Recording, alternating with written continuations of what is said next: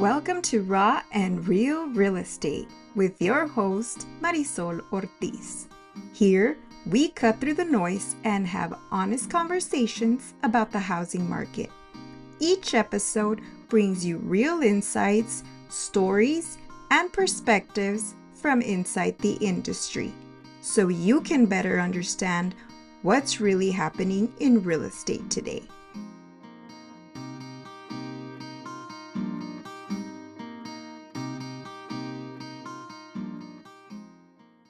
Welcome back to Raw and Real Real Estate. I'm your host, Marisol Ortiz, and today we're getting super personal.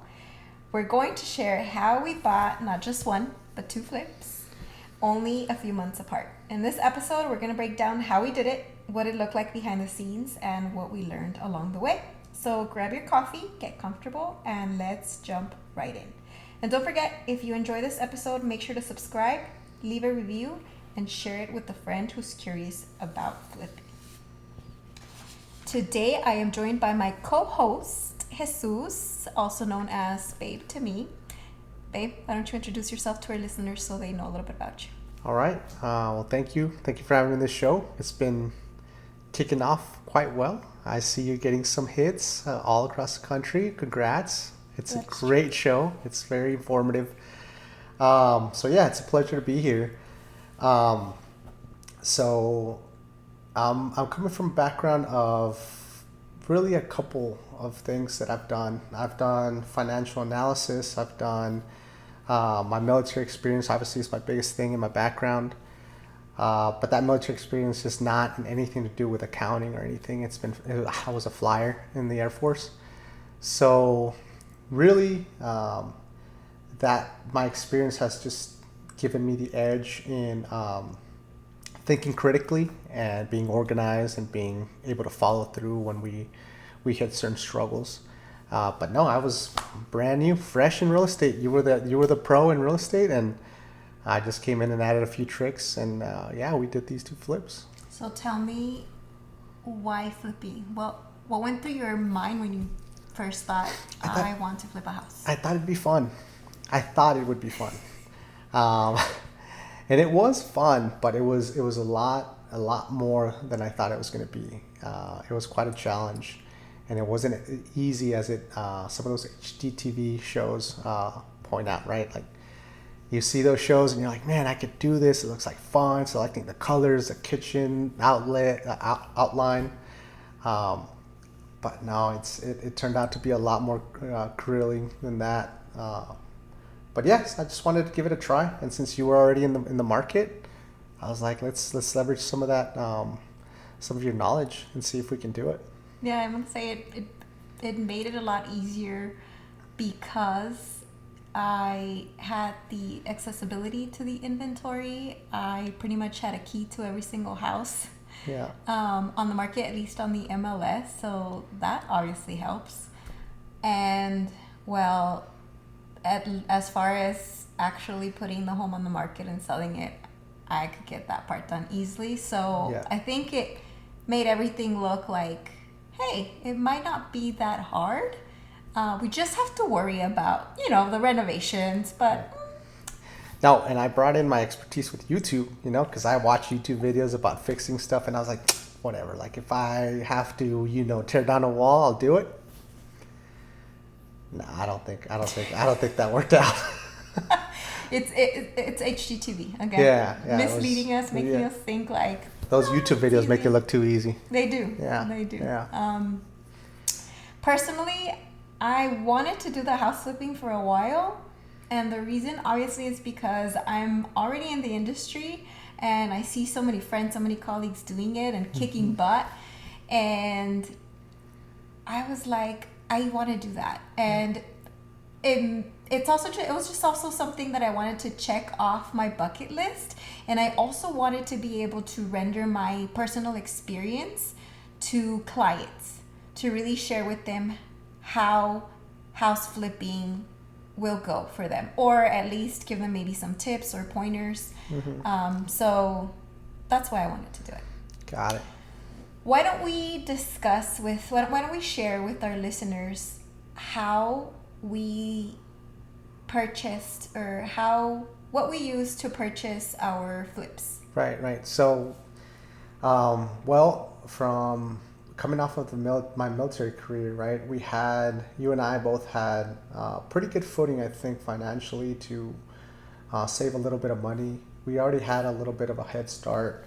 At that point, we were, let's see, it's been about 29, 30 years old, a little bit sooner than that. So we already had a little bit of a foundation financially, where we were able to like really set ourselves up for a good cushion in savings.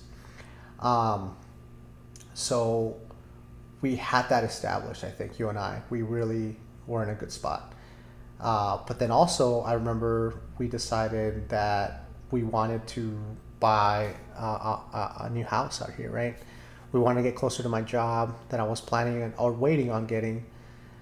And so we both were like, well, how can we save the most amount of money? And that's when really things started going full speed with our savings, because we moved in with my parents, which allowed us to save a whole bunch of money that allowed us to have a lot of leverage when we were trying to buy that first house or make an offer. And then obviously we had the awesome opportunity to know someone, a good friend that is already as a contractor in the industry, that also had a little bit of savings. And we both pulled together his knowledge, his financial backings, and our financial backings that was established by some savings and supercharged by moving into our parents. And that's how really everything kind of sort of started lining up so that we could get into this first flip. And I always tell people that we almost accidentally saved up for our first flip, because our main goal moving into your parents was actually to save up to purchase this house that we live in right now. And I remember when we first reserved the home back in 2023, new construction, we were looking at rates around the 6s. The home was supposed to be ready. We reserved it in May, and the home was supposed to be ready in December. So I'm so particular about dates, so I remember everything exactly when it happened. And when we were approaching the last quarter of the year, rates had gone up at least 1%. Yeah. And we were hearing rumors of going into possibly the 8s. Yeah. And that was terrifying, because we had just refinanced our other house down to y'all are going to hate me, but a 2.65 or something like that, I think is what I have. It's a 2%. So imagine going from a 2% to an 8%. Talk about a payment shock. Yeah.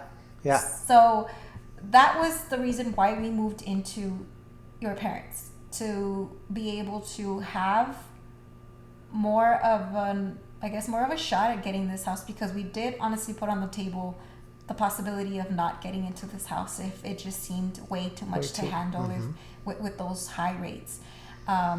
So that was so much help. We ended up living there for a total of 6 months because we had a delay. Oh yeah, you were counting, huh? You were counting the days. All right. Yeah, and I always tell my clients when I share this information with them, I tell them, sometimes you gotta do things that you normally would not do. Yeah. And people say, oh my gosh, yeah, what a sacrifice to live with in-laws. And I was like, well, really?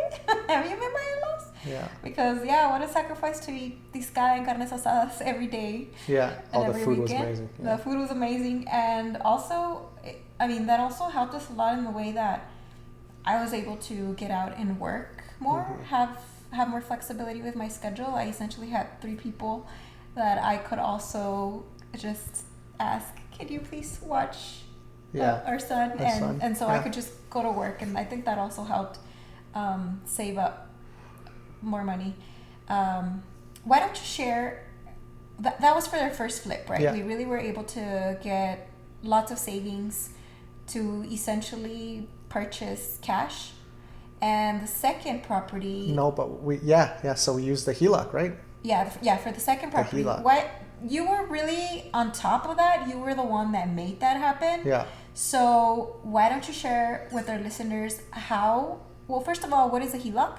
Yeah. And how you were able to secure that HELOC for us. Yeah, so actually, honestly, that's all I knew about the HELOC basically by listening to podcasts just like this, right? It was all information that I was on my drive to work, and I started listening to podcasts, the Bigger Pockets podcast, and they started talking about the HELOC, and so it stands for Home Equity Line of Credit, and it's the bottom line is it's a line of credit like any credit card, but it's placed as a line of credit based on your home or any home that you use, any equity line, right? So, or sorry, not equity, but any home that you own. And so you get that credit line, and it allows you to do many things. You can buy homes with it. You can go ahead and buy a car, pay down credit on your credit cards, and so that's how I knew about the home equity line of credit. But it was very difficult to get on a home that is not your primary residence, right? Because a home equity line of credit is more, I guess, more useful or easier to process when you're doing it in your primary home. I think the issue with the home equity line of credit on a property that is not your homestead for many banks is that they feel the risk of you not paying it back is higher. Yeah. And I do remember running into that problem a lot where you would be like, I call this place and they don't do HELOCs. On second homes, I call this other one, they don't do it. So you did have to reach out to several banks before running into the one that was able to provide us with the HELOC. Yeah, and ultimately it ended up being more expensive. Interest wise, it was higher, and the closing costs, I guess you could say, the financing costs were a little higher just because there was more paperwork involved in it. They do have to go out and assess the property that you're gonna do the HELOC on, and then because, like you said, the higher risk, you get a higher interest rate. You do get tacked on a little bit more. So I would recommend that if you have a bunch of equity on your primary house right now, and you're thinking, even if flipping is not something that you want to do, just take out the home equity line of credit, because all it is, it's a credit card that is taken out with the max limit on that credit based on how much equity you have, and it's very useful to have around. There's a little cost up front, but I think right now they're going for 3 years. And then after 3 years, you have to kind of sort of go through the process again, which is just a check, so that they can go run the appraisal on the property again, check your credit again. But after 3 years, it's done. You're just back on. You keep the line of credit open, basically. Mm-hmm. So I think we really wanted to make sure that we had cash on hand to be competitive the moment that we submitted offers on the houses that we wanted to buy. And obviously the HELOC was the option that we had in order to be able to make that cash offer on the second property. Let's talk about how we got these homes. Do you remember how we got them? Well, that was all you. You're the real estate agent. You were the one that had the MLS. You were the one that, like, were like, hey, look at this property, this and that. I would get your emails, your drip. And I would open up that emails. I would see a couple homes. I'd be like, "Wow, this one may be good. This is looking like a good area," but really, it's you. You're the one doing the CMA. You're the one doing the what else is necessary? Like the risk of, like, what's that neighborhood look like? The net sheet, all that stuff. Reaching out to the loan officers, seeing how that was going to work out. So that's how that's got, like, initially started, like how it got started. And then after that, our friend, our partner, came in and he would go to the property and look at it and provide us an estimate on how much it would be to repair it.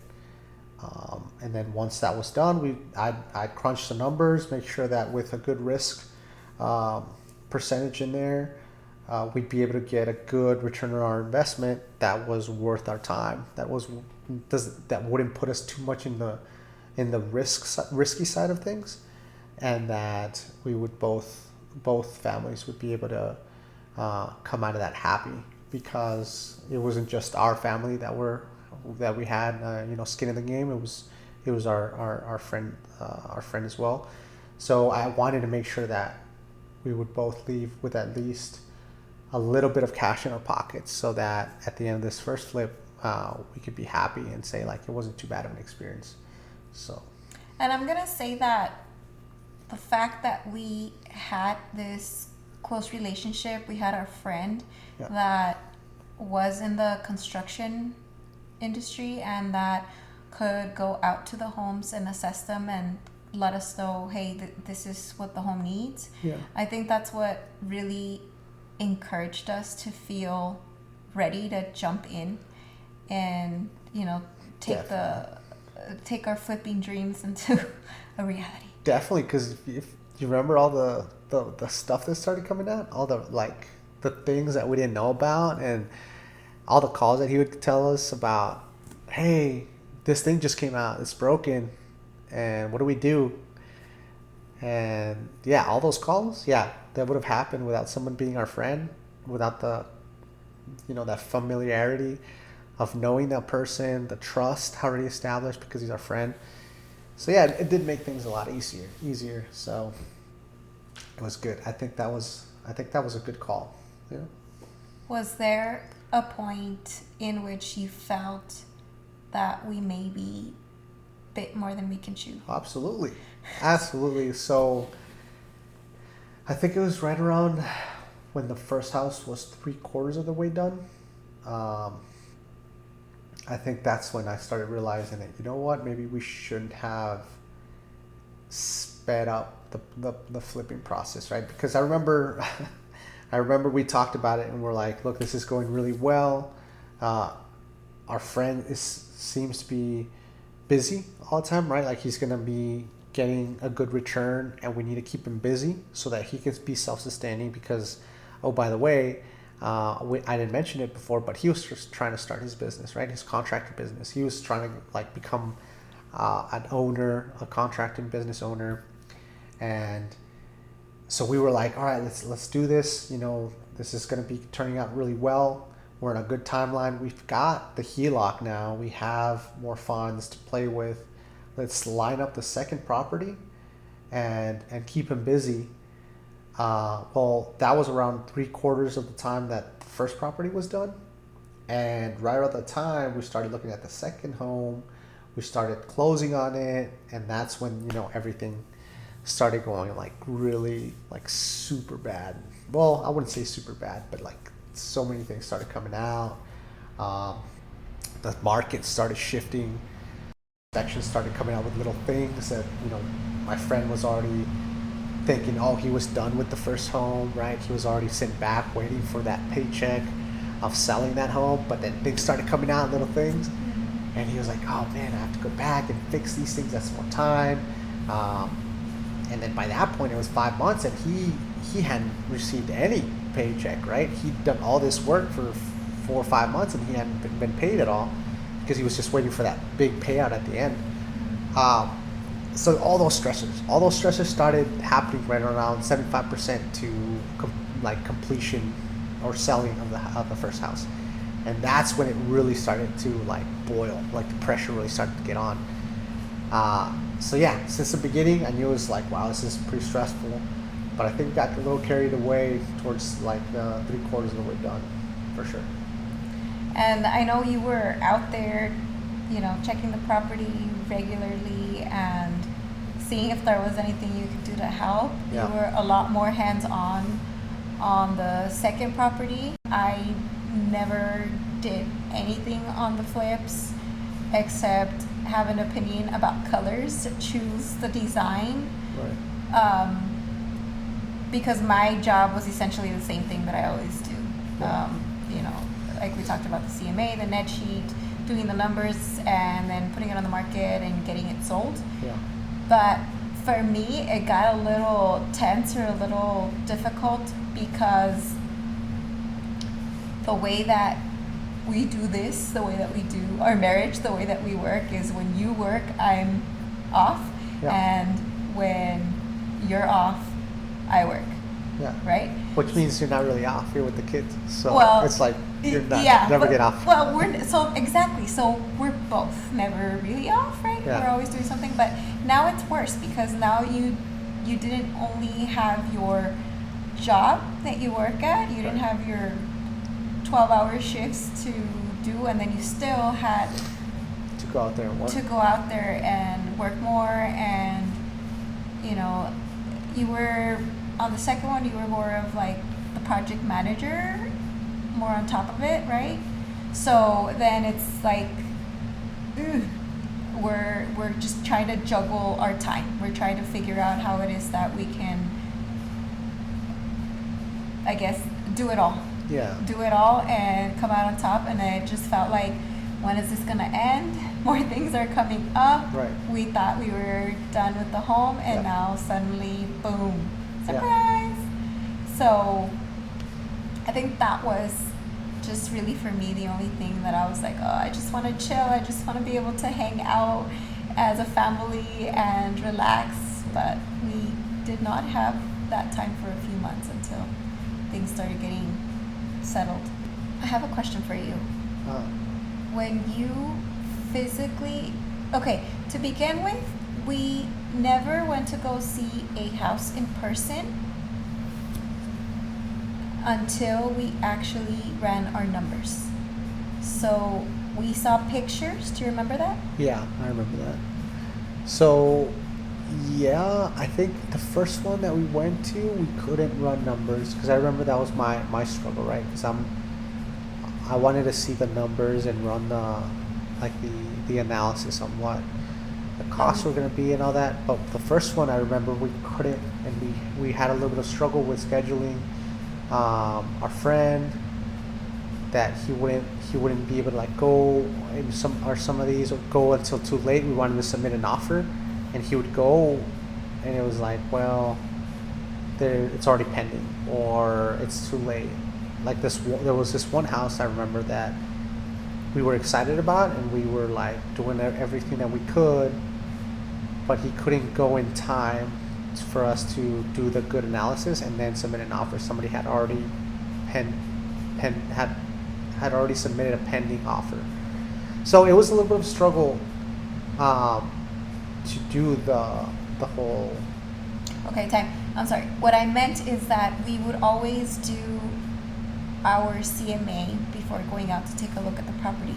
We would take a look at what homes were selling for in the area. Oh yeah. Yep. After they were flipped, and so Yes. based on that, we would look at the price and then say, okay, we can sell that home if we renovate it to look similar to some of these flips. Yeah. We could sell it for X amount, which makes sense. We could possibly invest Y amount, and I think that number would work out. But what you are referring to is that we needed the actual numbers from our friend, our contractor, on the repairs in order to be able to pull the trigger finally. And yes, that's true. Okay, I got you. I see what you're saying.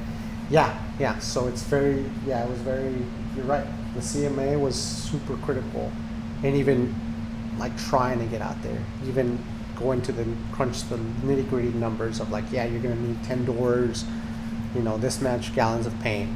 Yeah, absolutely. We needed that CMA. We needed that start. We needed that spread. That's what it's called. It's the spread of what it's on the market for to what it potentially could sell for. Because just based on pictures, if that spread is say 10, 15 grand, that's a waste of time. You're not gonna go out there and see that home. Why even go do all the work of opening the house, seeing how many doors and all that? You can see on the picture general understanding of if it's going to be around 20, 25 grand to fix up plus time. So we needed that spread. You're right. Yeah, we did do that. And yeah, we did run into that problem where the market was actually moving pretty fast. Yeah, it's going crazy. And so we wanted to have our contractor, like you said, take a look at the house. Yeah. But unfortunately, he wasn't able to make it fast enough, and the properties would just go under contract. And see, I think that comes out with I think there's some general misconception about flipping homes, right? I thought flipping a house was going to be, in general, especially with a contractor friend, that we were going to sit back and we would provide the financial support, the real estate agent support, and a lot of the financial or like equity, like actual money support. Mm-hmm. And that I wasn't going to be involved in fixing or seeing the house or anything. But I think just because we had that in the back of our mind that we were not going to be showing up to the house that much, that kind of sort of put us up to have more struggles. Because, and I'll tell everyone listening right now, it's never that easy. It's never that easy. There's always things that are kind of come up. I would say that if you're thinking of flipping a house and you're thinking, oh, well, I'll just hire everybody out, automatically expect that you're going to be at that property at least, if it takes you 4 months to renovate it, you're going to be at that house at least 50% of the time, just to make sure and check that the contractor did the work right, meet with contractors to explain to them what's going on, what needs to be fixed, and then honestly fixing errors, right? 'Cause miscommunication is a big thing. Like me, I didn't know how to. I still am learning how to speak the contracting lingo, how to tell them what panels to put, what size of thickness the walls need to be, and stuff like that, right? And at the end of the day, it's not a deal breaker, but all those little things can end up leading towards a bigger problem because they're not understanding you correctly, and you're going to be down there a lot more often, right? Until you can establish a good contractor, painter, loan officer, someone that you can speak with, and that you guys are on the same page. I would expect at least half of your time that you're fixing up that property, that you're going to be physically there. Not to mention the fact that some of the contractors don't work from start to finish unless you get like a really expensive contractor that's going to take care of everything. But at that point, you're paying such a high premium on fixing the house that your profit is going to be very minimum. I mean, at that point, you really are not going to show up to see anything, right? Because the contractor is such elite prime contractor. But if you're trying to piece, hire a plumber, hire a painter, hire an electrician, all of them separate, do this job because you're trying to save as much money as possible and trying to get the best price.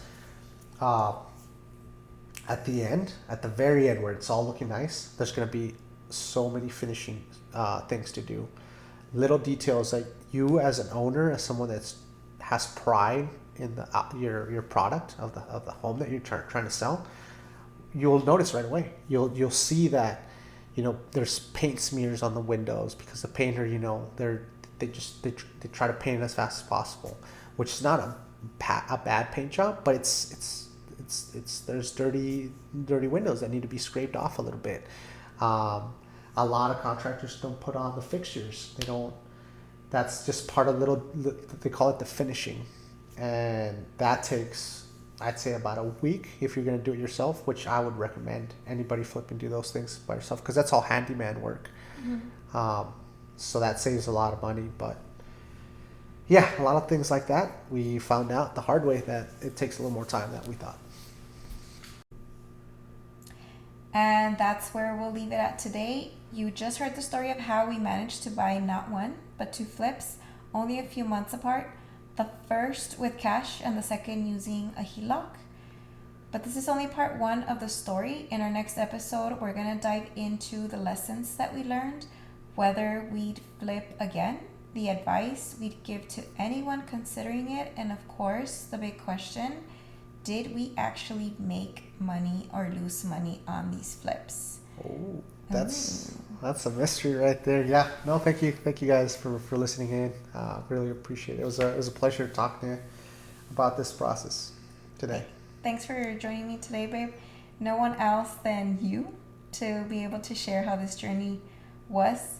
Make sure you're subscribed so you don't miss part 2. And if today's episode gave you value, please leave a review and share it with a friend who's been curious about flipping houses. Thanks again for listening to Raw and Real Real Estate. My name is Marisol Ortiz, and I was joined by Jesus Ortiz. Until next time.